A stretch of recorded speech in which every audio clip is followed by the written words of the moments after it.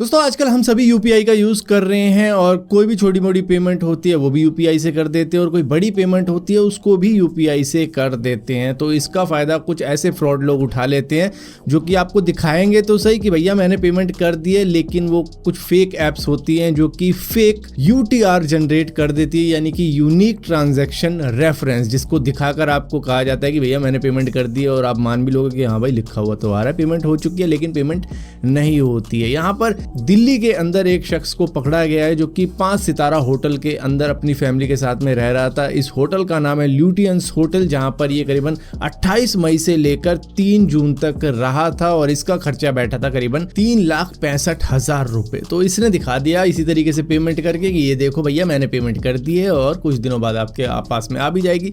और उसके बाद में थोड़ा बहुत कहने भी लग गया कि भैया मैं पुलिस बुला लूंगा, ज़्यादा वो मत करो, मैंने पेमेंट कर दी, अब तुम्हारे सिस्टम में नहीं आया तो मैं क्या करूँ। कुछ देर बाद आता है और होता है एक्चुअली में यही है। कई बार ऐसा क्या होता है कि हम सुबह पेमेंट करते हैं और शाम तक वो रिफ्लेक्ट करती है, चाहे आप यूपीआई से भी कर दो। कई बार ऐसा हो जाता है, ऐसा हर बार नहीं होता है लेकिन कभी कभार ऐसा हो जाता है कि पेमेंट रिफ्लेक्ट होने में, दिखने में टाइम लग जाता है। तो उसी चीज़ का ये फ़ायदा उठाने की सोच रहा था, लेकिन ये बंदा पकड़ा गया क्योंकि इसको ऐसे जाने नहीं दिया गया। इसको कहा गया कि भैया ना पेमेंट जब तक नहीं आएगी तब तक आपको जाने नहीं दिया जाएगा। और उसके चलते पहले तो ये बंदा पुलिस की हैकड़ी दिखा रहा था कि मैं पुलिस बुला लूँगा, ये कर दूंगा, वो कर दूंगा, और गाली गलौज कर रहा था क्योंकि भैया जब कॉन्फिडेंस दिखाओगे तो वो झूठ भी सच लगने लग जाता है। तो इसको ऐसा लगा होगा, लेकिन वो होटल वाले ऐसे नहीं थे। उन्होंने कहा ना भैया ये 5 स्टार वाला सिस्टम है, यहाँ ऐसा काम नहीं होता है, या तो पेमेंट करके जाओ या फिर थाने चले जाओ। तो भैया ये सीधा थाने ही ले गए इसको, जिसके बाद में अब वो अरेस्ट हो चुका है 420 के केस में। दोस्तों यूएस के लॉस वेगस के अंदर कुछ रेजिडेंट्स ने ऐसा दृश्य देखा है जिसको देख के वो हैरान हो गए। उन्होंने एक यूएफओ उतरता हुआ देखा है। उनका कहना ये है कि भैया यूएफओ को उतरने के बाद में उसमें से बड़े बड़े लोग निकले हैं जिनको एलियन कह सकते हैं। वो 9 फुट तक के हैं हाइट के अंदर, उनकी बड़ी बड़ी आंखें हैं और वो हमारे बैकयार्ड के अंदर, और उन्होंने पुलिस को भी कॉल करी है। ये बातें उन्होंने बताई है जो कि कुछ इस तरीके से है। Person beside it and another one's inside and it has big eyes and looking at us and it's still there. Okay, where is this on your property? In my backyard.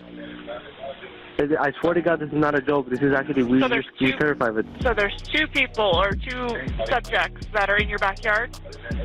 Correct, and they're very large. They're like 8 foot, 9 feet, 10 foot. I don't know. They look like aliens to us. Big eyes. They have big eyes, like I can't explain it. And big mouth.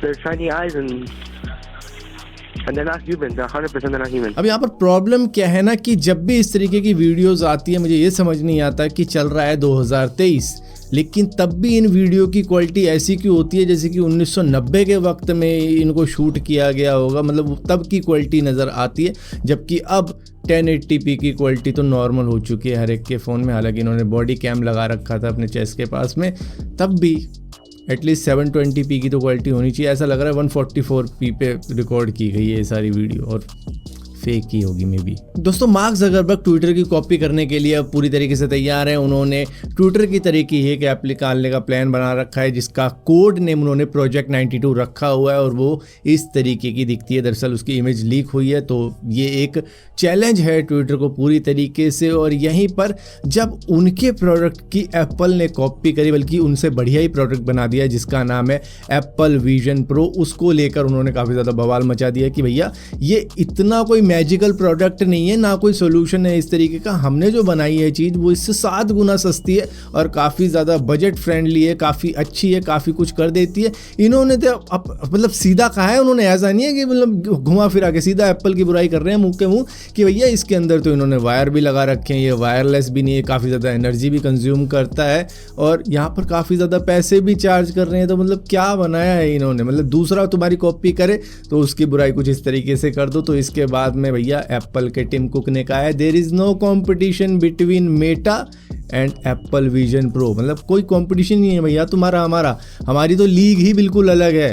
तुम रहो VR पे AR पे, लेकिन हमने तो अलग ही बना रखा है ये। दोस्तों हम में से बहुत सारे ऐसे लोग हैं जिनको क्राइम सीरियल काफी ज्यादा पसंद आते हैं, उस तरीके की वेब सीरीज देखते हैं, मूवीज देखते हैं जिनमें मर्डर मिस्ट्री वगैरह होती है। तो इसी तरीके का शौक था 23 साल की एक साउथ कोरिया की महिला जिसका नाम जंग यो जंग था, जो कि इसी तरीके के सीरियल देखती थी। और वो इतनी ज़्यादा ऑब्सेस हो गई थी इन सीरियल को देख कर कि उनके अंदर भी एक क्यूरियोसिटी आ गई थी कि किस तरीके से होता है, क्या मैं भी इस तरीके से बच सकती हूँ। जैसे कि ये मर्डर मिस्ट्री दिखाई जाती है कि उसमें कातिल ने कत्ल किया और उसके बाद में बच जाता है, इस तरीके के मतलब सीरियल किलर जो होते हैं। तो उसी तरीके की ये सीरियल किलर बन चुकी थी और इसने कई सारे अपने विक्टिम को चाकू से मारा है, उनके घर पे गई। हालांकि ये बताऊँ क्या है, ये ऑनलाइन टीचर थी, ये इंग्लिश पढ़ाती थी और ये करती क्या थी कि मतलब जिसको भी मारना होगा ना उसके घर जाती थी, उसके बाद में किसी तरीके से उसको मार के ख़त्म करके पूरा निचोड़ के उसको वैनिश कर देती थी, पूरी तरीके से गायब, नदी में फेंक दिया, कहीं फेंक दिया। उसके बाद में उसकी